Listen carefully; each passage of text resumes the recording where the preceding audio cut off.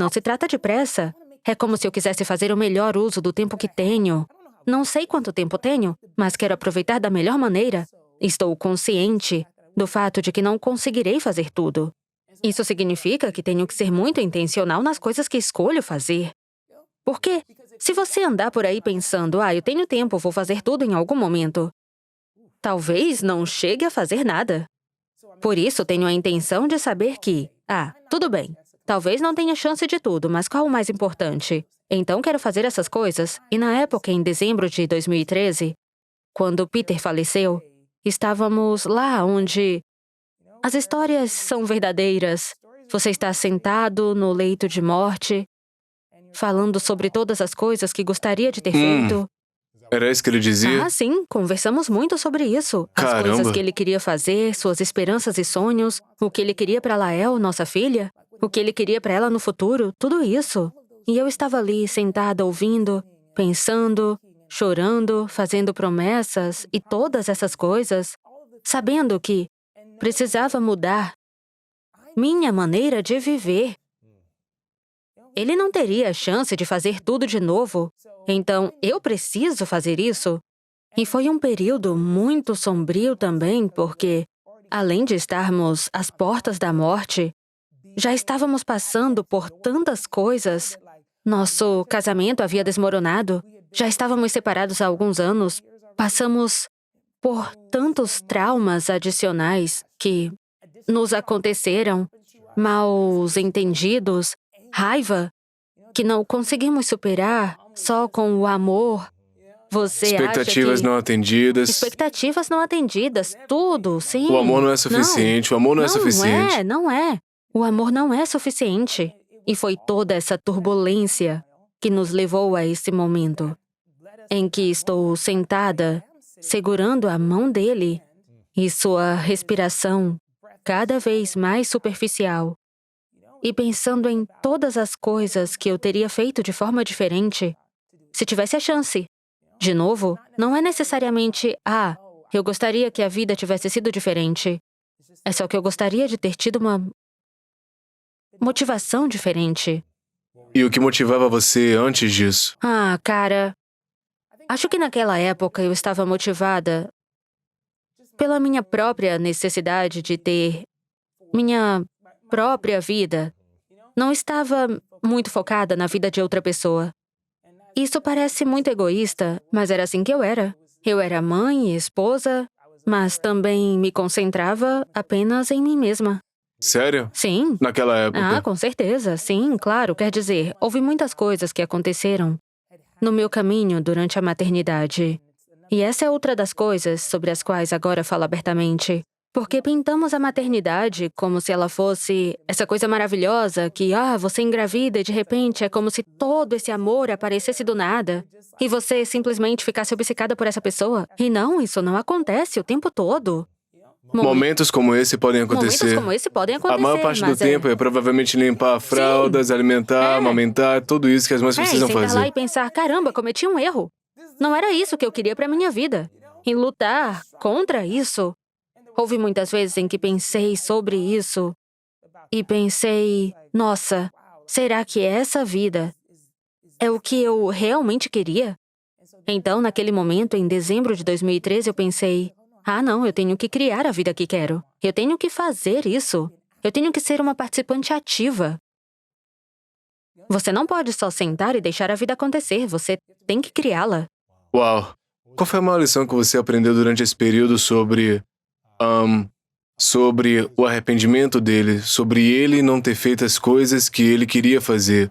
O que se abriu para você durante esse período que mudou, se é que alguma coisa mudou para você?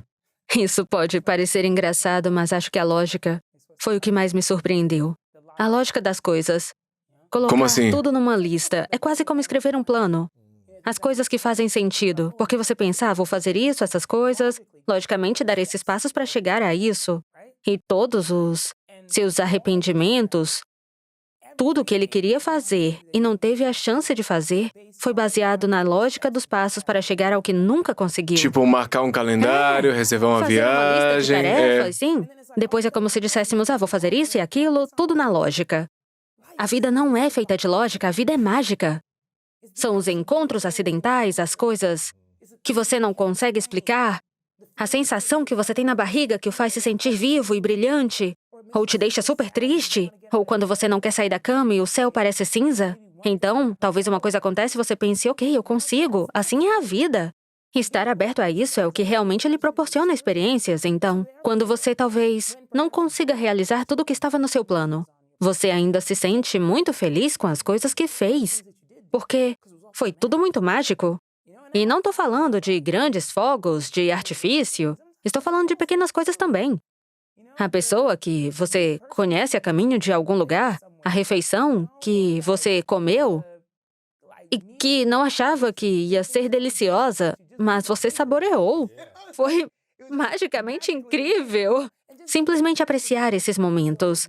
Então, mais uma vez, a vida não se resume às grandes, grandes coisas. Não se trata das manchetes. Para mim, é como se a lógica fosse o que eu joguei pela janela.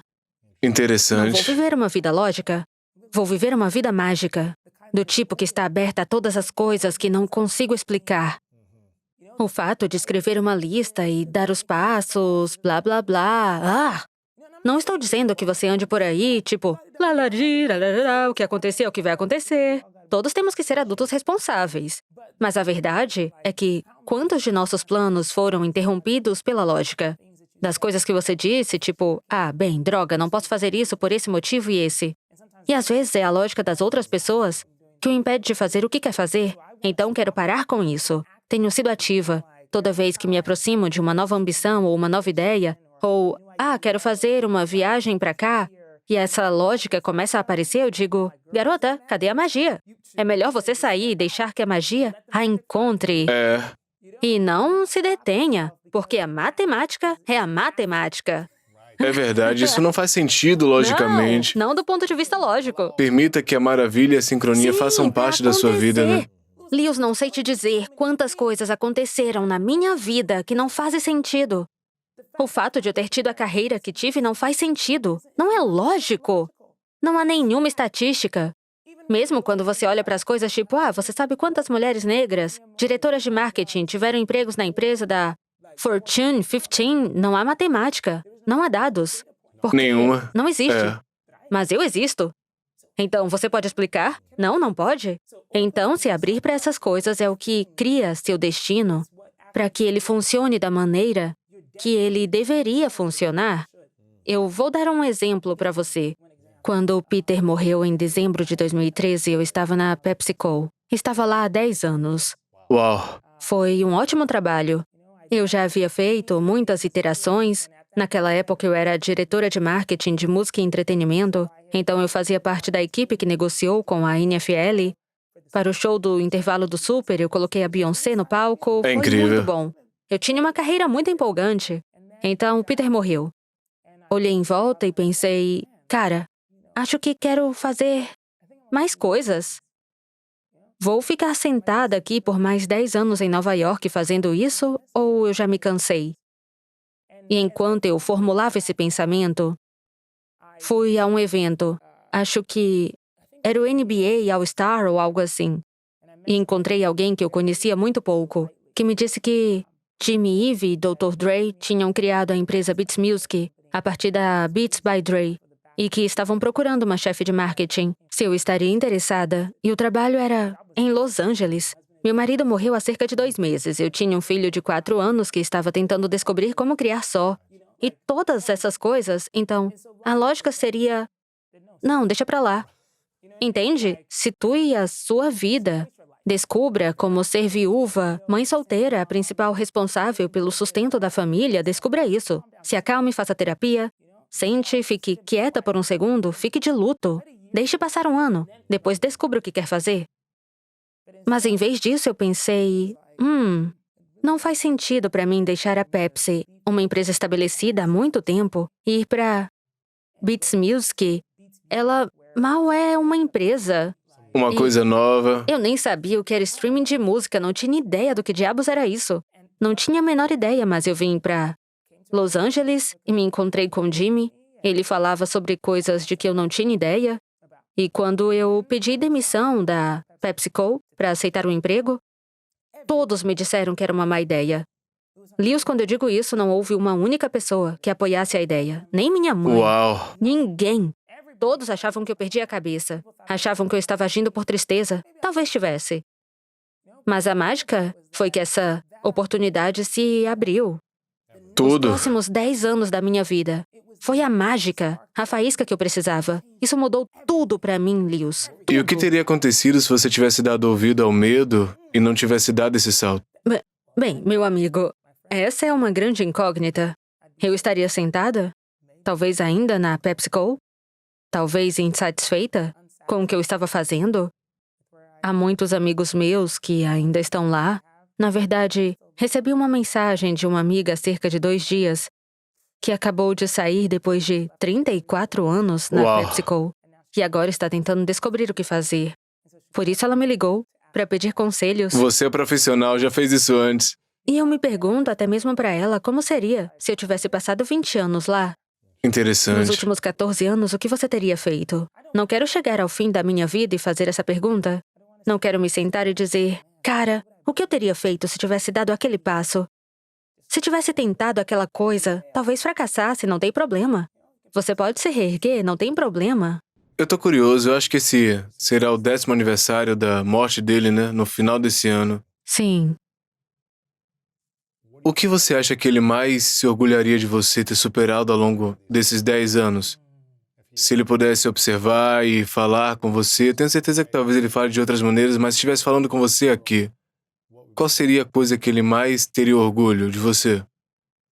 Acho que ele ficaria orgulhoso do fato de eu não ter deixado o medo me impedir de nada. Porque também conversamos muito sobre isso. Foi muito assustador quando ele recebeu o diagnóstico. Parecia que tinha surgido do nada. Tenho certeza que outras pessoas provavelmente se sentem assim também. Quando algo desastroso acontece, pensa, meu Deus, o quê? Ninguém planeja um trauma? Nenhum desastre? Acho que é fácil e provavelmente aceitável se eu continuasse a viver, olhando para os cantos e com medo do que estava por vir. E se eu sair daqui e algo acontecer comigo, e se eu encontrar um caroço, e vivendo minha vida meio que enjaulada dessa forma, acho que ninguém me culparia. Acho que ninguém diria, Bowles, você está desperdiçando sua vida, para de ter tanto medo. De todas as experiências da minha vida, acho que ninguém me diria que eu estava vivendo a vida de forma errada se fosse cautelosa. Então, acho que ele se orgulharia do fato de eu não ser cautelosa. De ser mais livre hoje do que era há 10 anos. De viver mais hoje do que há 10 anos. Espero que ele se orgulhe disso. Isso é legal. Tenho certeza que é. Eu queria te perguntar sobre quando você disse que teve a sua filha e percebeu que a vida seria totalmente diferente, não é tipo, é perfeito os primeiros 2 ou 4 anos e temos todo esse amor e é fácil. Parecia que você estava um pouco ressentida com essa experiência, o que me parece ser muito comum para as mães. Já ouvi que muitas mães acham que vai ser de um jeito no primeiro ano e é tipo um tapa na cara. Você dorme 2 horas por dia, isso e aquilo, e sua identidade muda. O que é bonito, mas é uma parte de luto também que acontece, Sim. né? É como Com se você estivesse de certeza. luto por sua antiga identidade, entrando na maternidade. Eu acho que muitas mulheres se identificam com isso, né? Como você aprendeu, após o falecimento dele, a abraçar isso de uma maneira diferente ou ter uma relação diferente com a maternidade? Ou você ainda tem o mesmo tipo de sentimento de 10 anos atrás? Como é que você vivenciou tudo isso? Sim, bem, quer dizer, tudo foi tão dramático na época que até mesmo o meu pensamento sobre a maternidade mudou drasticamente. Lembro realmente do momento em que aconteceu. Eu estava sentada. O momento que você mudou sua relação com a Sim, maternidade? com certeza. Eu me lembro, é muito, muito claro para mim. Lael tinha 4 anos quando Peter morreu. Eu estava sentada em nossa cama e foi logo após o funeral. As pessoas tinham ido para casa e estava tudo muito quieto. Eu ainda estava de licença de luto e Liel tinha subido na minha cama estava dormindo ao meu lado, eu lembro de olhar para ela e pensar, meu Deus, tenho que fazer isso sozinha. E o terror disso. Porque, de novo, com toda a honestidade, Peter era quem queria ter filhos. Eu não tinha certeza se queria ter filhos. E, de repente, eu pensei, tudo bem. Então você decidiu. Foi embora e me deixou aqui. Deixou isso pra mim, Entende o que eu quero pois é. dizer? E me deixou aqui com ela. O que eu devo fazer? E, olhando para ela e sentindo aquele terror, raiva, confusão, incerteza, e pensando, Deus, ela tem 4 anos. Tenho que fazer isso por muito tempo, sozinha. E também sentindo que eu não tinha as respostas, que eu não estava preparada. E então, fiz provavelmente o que as mães não deveriam fazer. E a sacudi para que acordasse. Ela dormia. Ela estava dormindo, era meio da noite, estava dormindo. Você acordou ela? Acordei, é. O que você Quando disse? olhei para ela, não sabia o que dizer. Eu só olhei para ela e ela estava sonolenta com cara de, sim, mamãe. Com um ar inocente, tinha esses grandes olhos, olhando para mim com aquela doçura. E eu pensei, não sei o que estou fazendo.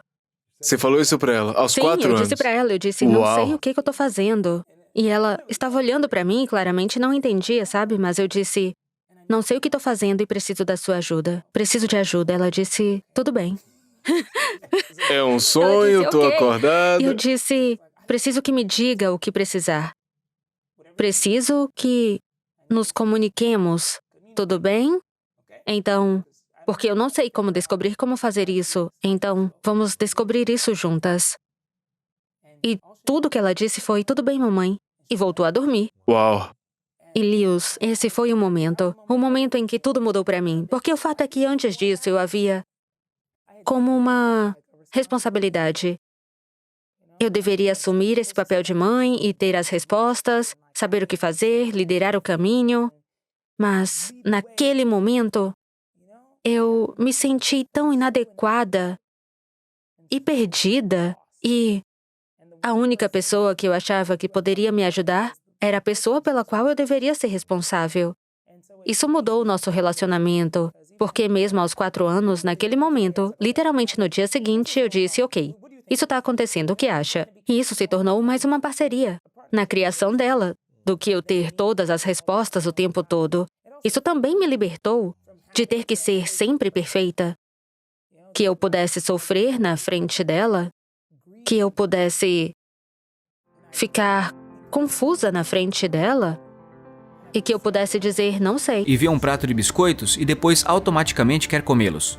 Mas você lembra que acabou de jantar na outra sala e tá empanzinado, cheio, e você entra e vê esse prato de biscoitos e pensa, eu tô cheio, eu não quero comer nada. Então, o que tá acontecendo lá? Eu acho que essas 4 etapas explicam isso.